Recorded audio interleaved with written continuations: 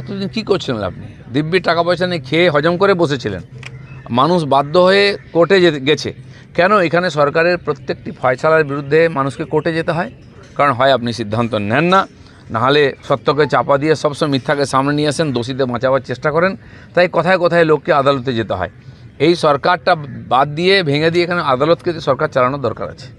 রাজ্য সরকার সুপ্রিম কোর্টে একটা রিট পিটিশন দাখিল করতে পারে, এরকম আলোচনা চলছে না? না, এছাড়া কিছু করতে পারে না। আদালতে যাওয়া, মামলার পর মামলা, টাকা পয়সা খরচা করে রায় নিজের দিকে নিয়ে আসার চেষ্টা, যেটা উনি নিজেই বলেছেন যে কোর্টকে বিক্রি করা যায়, কেনা যায়, সেটা উনি করে দেখাচ্ছেন। কিন্তু এখনও সাধারণ মানুষের আদালতের উপরে ভরসা আছে। সে লোয়ার কোর্ট, আপার কোর্ট, হাইকোর্ট, সুপ্রিম কোর্ট, যেখানে হোক, একদিন সত্য সামনে আসবে এবং আরজি করে সত্যও সামনে আসবে। রামনবমীর মিছিলের অনুমতি পেতে যেরকমভাবে বারবার ধরে আদালতের দ্বারস্থ হতে হচ্ছে, দেখা যাচ্ছে পুলিশ অতি সক্রিয়তার ভূমিকা নিচ্ছে। কোথাও পোস্টার পড়লে সেখান থেকে তুলে নিচ্ছে, কেএমসি সেই পোস্টার তুলে নিচ্ছে। পুলিশের ভয়ের কারণ আছে। পুলিশ যদি রামনবমীর পোস্টার নামিয়ে দেয়, তাহলে তো এরা সমাজবিরোধীর ভূমিকা পালন করছে। আমরা সেভাবে পুলিশকে ট্রিট করব। কিন্তু আমার প্রশ্ন হচ্ছে, পুলিশ তো ভয়ে করছে কারণ তাদের যোগ্যতা ক্ষমতা নেই। বড় প্রোগ্রাম হলে সারা বাংলাভাবে সামলানোর তাদের লোকজন নাই। কিন্তু কিছু পার্টি বা টিএমসি নাকি বলছে 5 তারিখ 6 তারিখ তারা ধর্না দেবে, রাস্তায় নামবে। ভাই, তোমাদের পরব ঈদ তো হয়ে গেছে, তোমরা এখন রাস্তায় নামবে? ঈদেতে যেমন নামাজ পড়েছো, এখানে তো করার কিছু নেই। আমরা ঈদের রোজা করি না, আমরা ইফতার করি না, কিন্তু পরের দিন সিন্নি খেয়েছি। সেরকম আসো, রামনবমীতে পুজো তো ভাগ নাও, প্রসাদ খাও, বাড়িতে থাকো, পুণ্য সঞ্চয় করো। যদি রাস্তায় বেরিয়ে বাধা দেওয়ার চেষ্টা করো, লক্ষ লক্ষ লোক রাস্তায় নামবে, উপর দিয়ে মারিয়ে চলে যাবে। তখন দোষ দিও না যে এই হয়ে গেল তাই হয়ে গেল। আমি পুলিশকেও বলে দিচ্ছি, দিন পাল্টেছে, আপনাদের ব্যবহারে হিন্দু সমাজ খুবই রুষ্ট। তাদের ঘটিবাটি চলে যাচ্ছে, মা বোনের সম্মান চলে যাচ্ছে, তখন পুলিশকে দেখতে পাই না। বাড়িঘর দোকান লুট হয়ে গেল মালদায়, মুর্শিদাবাদে, কাউ পুলিশকে দেখতে পেলাম না, কাউকে অ্যারেস্ট করে না। আর যদি ব্যাগড়া দিতে চাও, আমি চ্যালেঞ্জ করছি পুরো হিন্দু সমাজকে, বলছি আমরা পেছনে আছি, যা করার করুন সব সামলে নেবো। মমতা ব্যানার্জির বড় কথা আমরা দেখে নেব।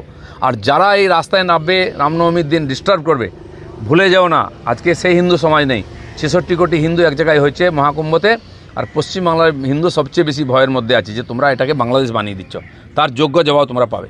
মুখ্যমন্ত্রী মমতা বন্দ্যোপাধ্যায় নবান্ন থেকে বারবার বলছেন রামনবমীতে অশান্তি এড়ান, রামনবমীতে 19 তারিখে অশান্তি এড়াতে চাইছেন, অশান্তির আবহাওয়া তৈরি করে হিন্দুদেরকে বদনাম করার চেষ্টা করছেন।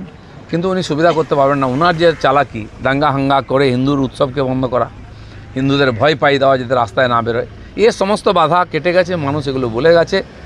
ওনার এই হিন্দু সমাজ জানে এই সরকার মমতা ব্যানার্জি যতদিন ক্ষমতায় থাকবেন, আমাদের ভবিষ্যৎ তত অন্ধকার হয়ে যাবে। আক্রান্ত সন্ন্যাসী হিরণময় মহারাজ, তার মুখে যেভাবে কাপড় বেঁধে তাকে যেরকমভাবে আক্রমণ করা হয়েছে, একজন সন্ন্যাসী, তিনি হিন্দু সন্ন্যাসী, তিনি বৈষ্ণব, শান্তিপ্রিয়, ভগবত পাঠ করার, তাতে কার কী অসুবিধা আমি জানি না। তিনি রাস্তা বন্ধ করে নামাজ পড়েন না, যেখানে সেখানে মাজার তৈরি করে দিয়ে উৎপাত করেন না। যারা ভক্তিমান, ভগবানের ভক্তি, যে তাদের ভক্তি জাগরণ করেন, তাদেরকে শ্রদ্ধা ভক্তি জাগান, ভগবানের কথা তাদের শুনিয়ে মনে আনন্দ দেন, ভবিষ্যৎকে উজ্জ্বল করেন। তার প্রতি যদি এই ধরনের অত্যাচার হয় একজন নিরীহ সন্ন্যাসীর উপরে, সর্বত্যাগী, যিনি মানব কল্যাণে, বিশ্ব কল্যাণে সর্বস্ব ত্যাগ করে বেরিয়েছেন, তার যদি অপরাধ হয়, যেমন চিন্ময় প্রভু বাংলাদেশে যে হয়েছে, আজ এপাশে হিরণময় প্রভুর উপরে সে কী অত্যাচার হচ্ছে।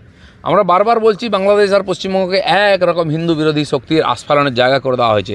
সেটা হিরণময় প্রভুর উপরে যে অত্যাচার হয়েছে, সেটা দিয়ে প্রমাণ করেছে এখানকার সরকার।